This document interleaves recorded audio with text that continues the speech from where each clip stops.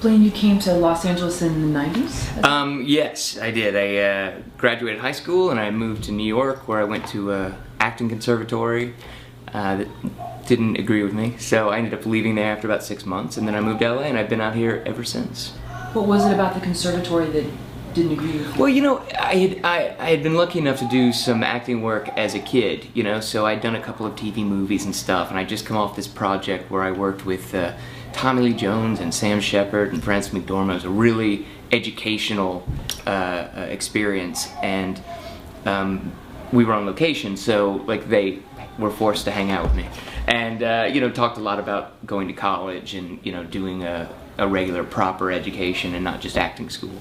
And so when I got to this conservatory, it was pretty much just an acting school, and I wanted more.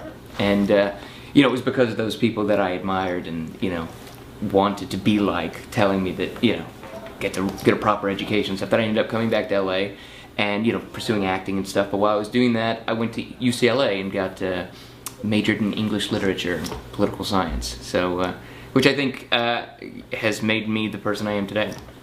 Well, that's interesting because you started out as an actor, but then you've transitioned to writing. Right. So can you tell us about that? Well, yeah, it was basically, my roommate and I were both actors, and we weren't getting the parts that we wanted to get, you know, we weren't even going up for them, but all the things we were auditioning for, the scripts were terrible.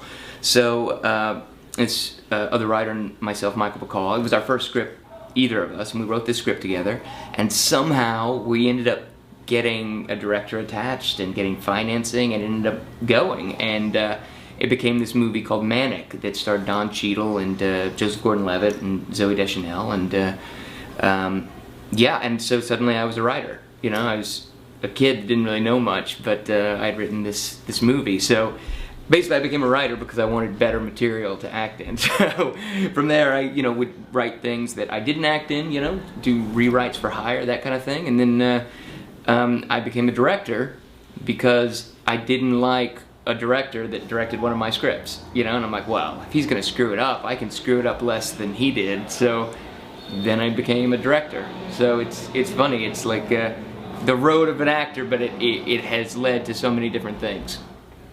Well, what's your take on that? Because so many actors, they come here from other places and they rely on the system Right. to get them in, whether it's the acting, the casting websites, whether it's a manager, whatever.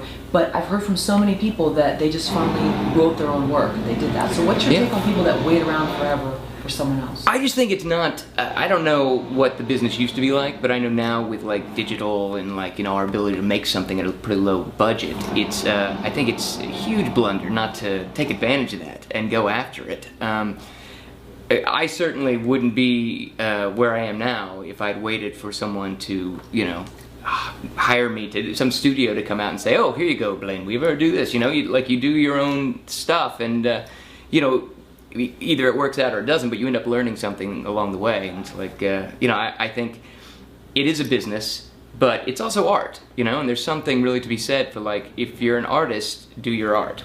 You know, don't just wait, you know, to get handed, you know, the plum role. You know, sometimes it works out that way for people, but I found that on the whole, it's the people that go after it.